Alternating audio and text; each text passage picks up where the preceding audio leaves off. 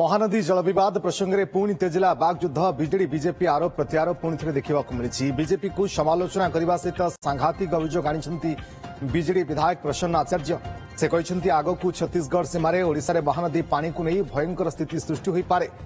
BJD जो महानदी अभियान आरंभ करथिला से अंचल एवं नदी नुहे मरुभूमि में परिणत होइछि।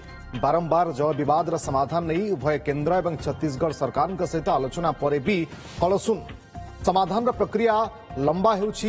एबे ट्रिपल इंजिन सरकार महानदी विवाद समाधान करू बोली कहछन्ती प्रसन्न आचार्य। सेबडे बीजेडी अभियोगर कड़ा जवाब देइछन्ती आईन मंत्री पृथ्वीराज हरिचंदन। से कहछन्ती महानदी प्रसंग जदि आज असुविधा स्थिति को जाइछि तार एकमात्र कारण होउछन्ती नवीन पटनायक।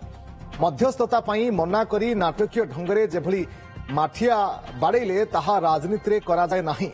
सेतेबेले राज्य स्वार्थकता भूली जाइथिले, किंतु ओडिशार स्वार्थ पई शेष बिंदु पर्यंत जहा करिबा कथा राज्य सरकार करिबे बोली स्पष्ट करिसंती पृथ्वीराज हरिचंदन। एथिसहित से कहते अतीत में जो लड़ई रे पूर्व सरकार हारिछंती ताहा अवहेलारू। अवस्था कौन हम जल जल कर दिशुची एक भयंकर स्थिति उत्पन्न हवा को जाउची महानदी रे ओडिशा पटरे। एक कथा आज नहीं अनेक वर्ष आगु हम कहि आसछु एवं केंद्र सरकार का दृष्टि आकर्षण करिछु, छत्तीसगढ़ सरकार का दृष्टि आकर्षण करिछु। समस्या समाधान हवा परिवर्तित ताकू आहुरी विलंबित करिवार प्रक्रिया आरंभ हेलाणी। आपण देखिथिबे गतकाली ट्रिब्यूनल अध्यक्ष मध्य परिवर्तित हो गले। बर्तमान नवा अध्यक्ष दायित्व नेबे एवं नवा अध्यक्ष दायित्व आ पांडे मूलरुगा पुनी एवं केबे तार समाधान हवा हम जानि परनु। एवं समाधान हला बेलको महानदी ओडिशा रे संपूर्ण भाव में एक मरुभूमि रे परिणत हो सारिथिबो एवं हीराकुद डैम डिफॉल्ट हो सारिथिबो एवं तार दारुण एवं सांघातिक परिणति ओडिशावासी को भोगवाको पड़िबो। अजथा कथा कहिबा तुमको लंबा समय धरिकी सुजोग मिलिथिला महानदी विवादर समाधान करबा पई।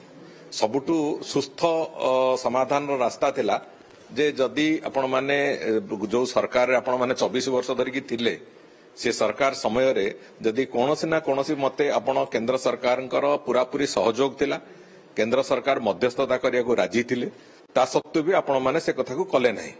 आपण माने कले नाही कोन पई सेथुरो राजनैतिक रुटी सेकिबा पई 2017 मसिया पंचायत निर्वाचन पूर्वरु राजनैतिक रुटी सेकिबा पई आपण माने से कथा को कले नाही। आज यदि महानदीर भाग्य कोनोसी मते असुविधा को जाईची आज ट्रिब्यूनल को अपेक्षा करछे आमे तार एकमात्र कारण होचंदी नवीन पटनायक निजे।